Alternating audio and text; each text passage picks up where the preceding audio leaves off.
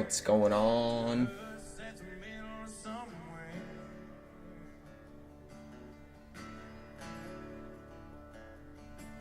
A little elevator music to get started.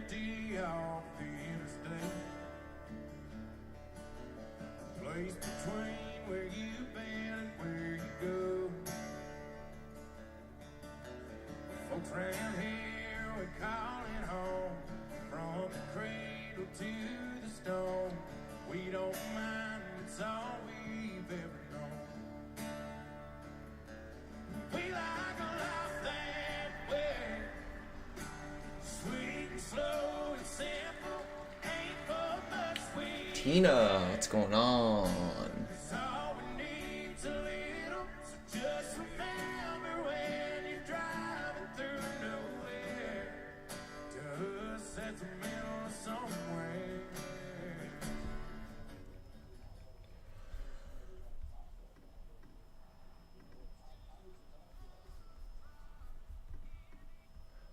El Jefe, what's going on? Timmy Trades, please wear a cowboy hat for the rest of the watch list. Yes, ma'am. Chilling and studying some stock stuff. That's good. Good to hear. Good to hear.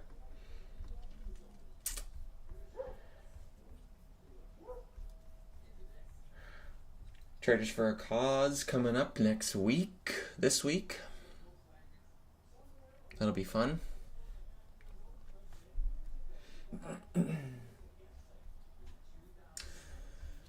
Lace, another good call from Capybara Research.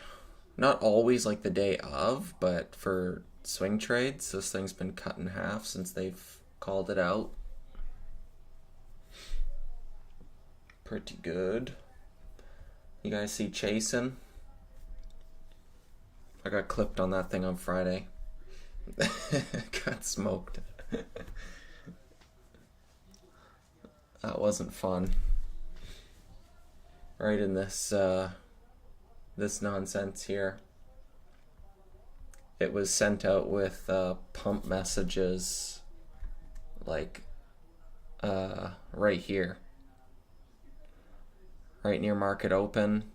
It hit more rooms I was in right here around 10:30. And they did a little one of those. And yeah, I was getting ready to leave, get off desk, and I was gonna go to work on Friday, and I didn't set a stop. I was like, okay, I'm gonna go get changed, be back in 5 minutes, and I come back, and it's up into this, right up in here, and I'm like, yikes. I was about like a quarter, maybe a fifth size into that halt, and then it opens up. So I didn't cut until up here. Got smoked. Even on smaller size, it starts to add up. Up near like 45, 50, that's like blow up territory for that account. So, one of those close your eyes and just click stop. Just get out, because I've seen some ugly ones. Like if you remember HKD going to like the thousands, ILAG going from 420 up to whatever it went to. I don't even remember. Was it 20, 30, something like that up here?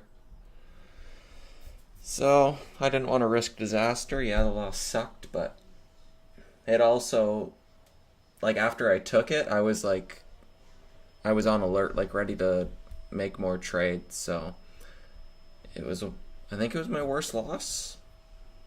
But being that I was so easily basically like on to the next, that I'm kind of feel like I'm okay to start pushing it a bit more when the opportunities are there, because obviously the size I'm trading is comfortable, but if I can handle stuff like that, then maybe I can start pushing my my day-to-day A+ type stuff. So Anyways, enough of chasing, but that will be on watch tomorrow. I'd like to think that was the blowout of everybody, and any pops get sold into, but see where we're at tomorrow. Will be a short watch. It's up because it's a WhatsApp messages. It's up for no reason. So once the squeeze is gone, then they have shares to sell. So anyways, UXIN big picture daily chart. I was looking for that $5 breakdown. Many would be afraid to hit it. Yeah, that's a good point. I think that's also why, like, if it was like a fifth size for me, if I was full size into this, I'd probably be afraid to hit it too. But given that I'm okay to reattack it again tomorrow, I think most people are max lost on it. So yeah, I'll be watching pops to fail tomorrow and fade it back down to $1. UXIN, this daily, I was looking for that $5 breakdown. We got this little swipe there just after open on Friday, right here into like the 10:30 window, and a little ABCD action. Big picture wise, dips towards 640 of interest, and then that 780 breakout for confirmation. But I was looking for that 5 breakdown. I thought it was going to come, just given these lower high bounces, but you still got those wicks, and you got this lower high trend break, and it never broke down, so there's no reason to short, but I also didn't want to anticipate a long and get slammed. Something like Duo, where I didn't want to long this, just given its history, and they put out another offering, just like over here, so right back down to 230s. If 230 gets heavy, it probably goes back to low ones. LX, this one's never traded this much volume in that 30 million range. So I'm interested in pops for a wider risk approach and a swing trade. It's only got a 6% annual overnight interest, so not too expensive. And I think this fades back to where it came from. Tour, same kind of thing as UXIN. I'm looking for that 130 breakdown, but you've got this wedge forming, so it's going to pick a direction maybe tomorrow. Either look for 130s to break down or 150s to break out, and then join that trend either way. Tiger, this is getting better. I think, was this the day or was this the day? One of the days I took a loss on it. I think it was that gap up day, and I didn't want to see a gap down because I wanted it higher after seeing on overextension, after seeing how choppy it was. I definitely didn't want to try and short it on the gap down. It's now getting up near 12s from $4. RSI is getting extended. 4 EMA is down in the 9s. So ideally, like a 15 to 18 blow off tomorrow morning, and look for a overextended first red day. Thanks, Dawson. I can't stick around, but I'll watch it in the AM. No problem, Kyle. No problem. But yeah, this will be on a short watch, overextended first red day. NA, I'd be putting this in like the Tour and UXIN basket, assuming pops first one start to fail. But if it breaks and builds over one, might join that trend. Nice little volume came in there right here off the open on Friday. GVO, same kind of thing. Looking left, A, B, C, and possible D. So if this can form a trend on Monday, I'd join that versus lower days. Chasing Q. Higher the better. Up from 70 cents. If this can get up towards 150 to $2, I'd be looking for an overextended first red day. Lace, already went over that one. And TOVX, history of pop and drops. You got these little wicks here on the daily, big volume day, and then it disappears day 2. Trend still holding versus day 1 lows. VWAP in this 175, easily in shooting range of that. And then 193 is the prior day's highs, so I'd look for a 175 break, anticipate that $2 hold number break, and sell into 253 bucks. It'll be a liquidity trap, a little T+1 style setup tomorrow. So that's it. That's what I got. UXIN, week opens, verse 640, and then that 780 breakout. LX, swing trade, verse 460s. Tour, waiting for it to pick a direction and join that trend.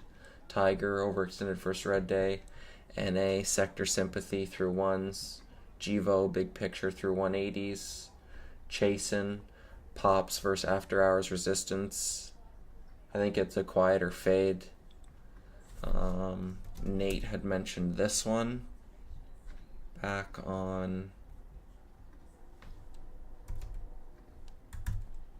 these days, and I like his idea here. CTNT was also a China scam. They waited for after hours to liquidate, just like Chasin did. Up from 12s right to the same price range. Hard crack, lower highs.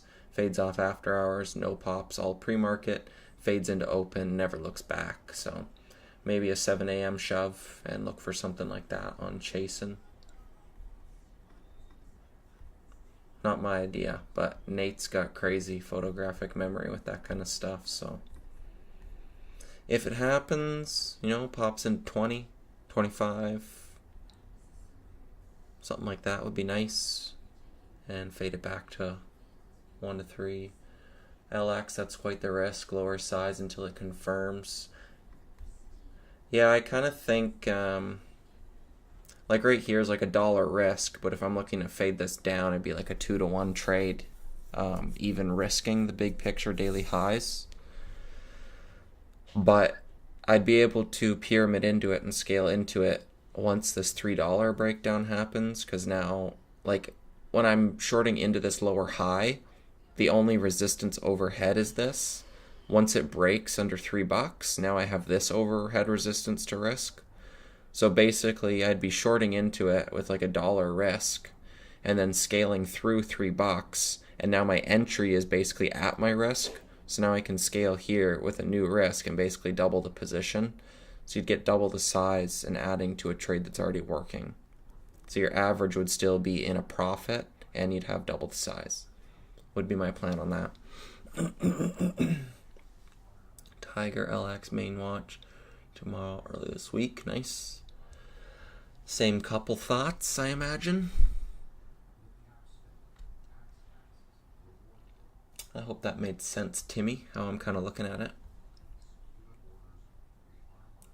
Timmy man. I know a lot of Timmys in the trading world, so little Timmy Sykes, Tim Grattani, Tim Blento,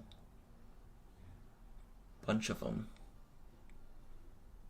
Tim, Taco Money, add one more. That's right.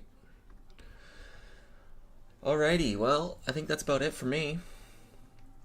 We'll see where these things are gapping. Back at it tomorrow. On to the next. And yeah, make sure you guys, nice and short. Yeah. And there's not too many people in here. There's a bit of back and forth, but when the questions aren't flowing, I kind of go through my typical watch list. I already did my FinViz stuff, so I don't have to go through that again. And yeah, I think there's like 3 to 5 mains for me, and then the other one kind of back burner, see if they set up. Eric, better late than never. But yeah, if I see any of you out in Vegas, let me know your screen name so I can put faces to the names. Thank you guys for coming on over, tuning in. I think we'll leave it there. And yeah, as always, get in where you fit in, make some memories, and I'll see you guys in the room. Peace.